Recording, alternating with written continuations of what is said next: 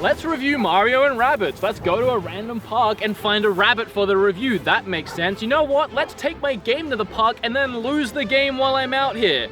I have no idea where it is. Also, I had to buy the damn thing for myself because Ubisoft won't provide one for me. I'm not Ant Dude. It's fine. I have $60 to spend. It's not like I bought bread at the dollar store the other day because I can't even afford to eat. No, that's fine. Don't worry about it. I'll just throw $60 down the drain. Where's my Mario and Rabbids? Well, I wanted to review Mario and Rabbids for the Nintendo Switch, but if I can't find it out here, I guess I won't be able to. Find a rabbit. That was a good idea. Find a rabbit. And Billy's not going to help me because he left and the sun's setting. Perfect. Well, I guess while I'm looking for my game, I can also look for a rabbit. Wonderful. Like I'm gonna find it out here.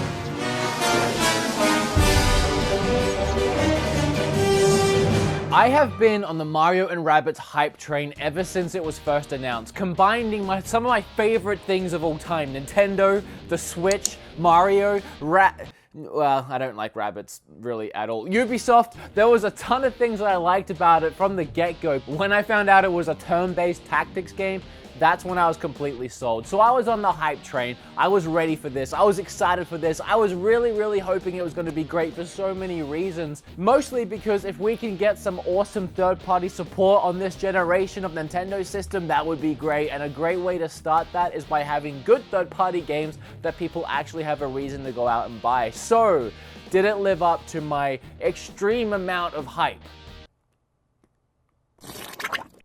Yeah, but let's find out why. From the outside looking in, I can totally see why this game might look boring on the surface. Plus, if you're like me and you really don't care for rabbits even in the slightest, I'm sorry Ubisoft, I just never got into it. I don't like rabbits, minions, anything like that. It just kind of annoys me. But in this game, the rabbits are actually one of my favorite part of the game, which completely blows my mind. But from the outside looking in, if you find these kind of games boring or it looks boring to you, I wouldn't be surprised. It does seem kind of boring, but this is the kind of thing where don't judge a book by its cover and actually dive into it for yourself and play it for a little bit and see how much fun it is and see how rewarding it feels to kick ass in this game, to finish battles, successfully defeat your opponents, and have all those cool little moments along the way. For those of you that haven't played the game before, it kind of works like this. You have a team of 3 and then you have your enemies that you need to defeat and you take it in turns. You have a turn where you move all 3 of your characters and then they have a turn where they try and mess your stuff up, to put it politely, and then you get a turn again and it goes back and forward like that. Every character has attack,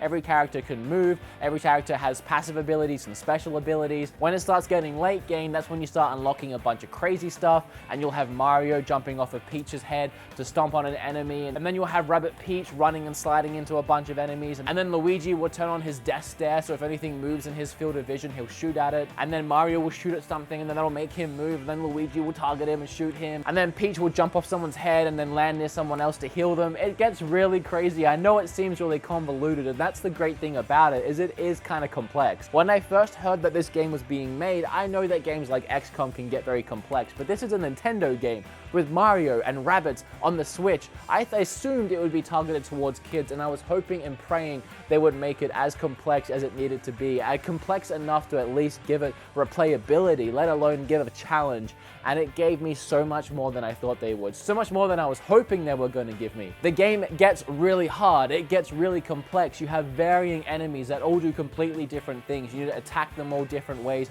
you need to be prepared from all different sorts of angles. Your characters will have very varying abilities. You can pick 3 characters out of like the 8 available, and depending on what characters you pick will completely change the game, will completely change every single battle, in the way that you move, the way that you structure your fights, the way that you think gets changed depending on who you play with and what enemies you have to face. No battle is ever going to be the same twice over, especially if you pick different characters. And even if you pick the same characters, but you level up their skill trees differently, you can have completely different games. And also, you can do everything the same as someone else, same characters and the same skill tree, and still have a different experience, just depending on how you play the game, how you go about battling, and what ideas seem good to you at the time. You can combine that with unlockables like like music and 3D models, and then you have a bunch of extra weapons and secondary weapons. There's so many areas to explore in the game. In between each of the battles, you walk around this gorgeous, beautiful looking environments that Ubisoft created in the Mushroom Kingdom that looks absolutely fantastic. You explore, you see the rabbits doing stupid things, you solve puzzles. With the puzzles just challenging enough, just interesting enough to keep you intrigued the whole time and never feel like it's too much of a challenge that you have to come back later and do it. You can always seem to just manage and figure it out, which I absolutely love the level of difficulty in the puzzles. And speaking of coming back and doing things later, there are things that you'll find along the way that you can't do yet. You haven't unlocked the ability to push this thing yet, or break this thing yet, or lift this thing yet, and you unlock it as the campaign and the story progresses, which then you'll have to come back and do it again, which sounds backtracking annoying, right? No, because you can not only go back and see those areas again and check those areas again, you can actually replay entire levels, entire missions, and try and get better scores, which will give you better unlockables and more gold. So if you catch what I'm saying here, there's a ton of replayability in this game. So as far as being worth the price tag for gameplay, yes, 100% yes. Also, I slightly touched on the way the game looks just before in my rant, and I do want to say that it looks absolutely amazing. I think this is the best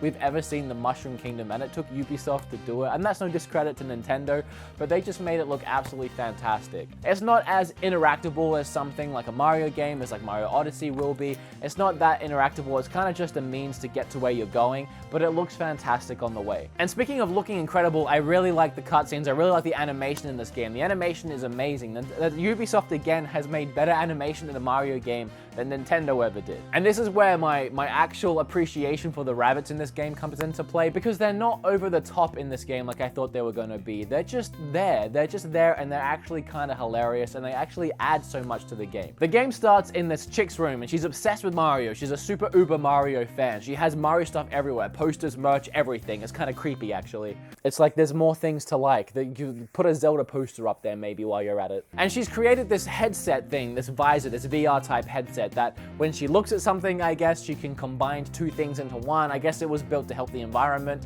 How it ended up being used is much better, but she put like a tree and a light bulb together, so it was supposed to be for a different purpose, but it's overheating, it's malfunctioning. So her and a little robot that she's made put this thing down, and they walk away, and then the rabbits wind up in her world for whatever reason. They kind of just teleport in, pick up this headset, one of them wears it and starts combining all this stuff together. It overheats and gets melded to this rabbit's face, and it can't stop combining things, and it combines all the stuff in the room. They wind up in Mushroom Kingdom, and that's how you have all these enemies that are like two things put into one, like Rabbit and Donkey Kong, Rabbit and a piranha plant, all this other stuff across the world. It was actually a really cool opening cinematic that was on par with like a Disney movie. It was really enjoyable to watch, and it explains this world that we're in so well. I really like it. Then the game becomes trying to find this rabbit to stop him because he's just kind of going out of control without meaning to. But that really is all the story, is just that's starting and then trying to get to this rabbit. There isn't much more to that. The rest of the story is either written or given to you in cutscenes, and the cutscenes are actually, again, this is where the rabbits shine, because they're really well animated, they're really fun to watch. Again, I didn't think I was gonna like the damn things, but I gotta say, Rabbit Peach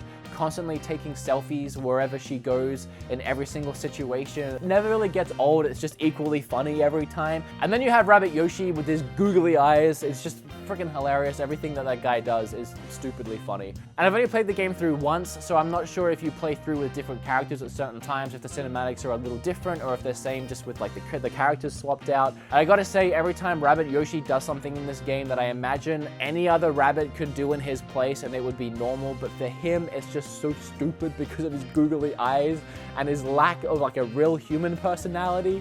It's funny. I'm gonna be honest, and I know a lot of people are probably gonna think that I'm crazy, but I was as excited for this game as I am for Mario Odyssey. I was just as excited because I love this kind of game. As I said, I've been on the lookout for something like it, and nothing was coming along. So when I found out I was gonna get this game on my Switch in the Mushroom Kingdom, I was so excited, and it definitely hasn't let me down. I've been playing this non-stop since I got it. I've played this constantly and more passionately than I've played anything on my Switch other than Breath of the Wild. I haven't put this thing down. I love it. So turn-based strategy games really aren't for everyone, and I understand that. I will say, again, they're not for me either. I really don't like turn-based strategy games that much. I'm not even a huge fan of Fire Emblem. Don't hate me, I just don't like turn-based stuff. But playing this game or playing a game like XCOM, this style of turn-based strategy game is really fun, and I recommend trying it out and seeing if you enjoy it. Because if you wind up liking that style of game, You're gonna have a great time. I really love this game. Oh, and one more thing to add to the replayability, it has, I just actually saw on the back as I was about to put it down, and I completely forgot about it because I haven't done it yet. It has solo and local co-op play. So you can play the game co-op too if you want. But what do you guys think? Are you gonna pick this game up, or do you already have it and do you like it? Or do you hate it? That would suck. Let me know down below. Remember to hit that like button, be subscribed, because we become best friends, and I will see you guys in the next video.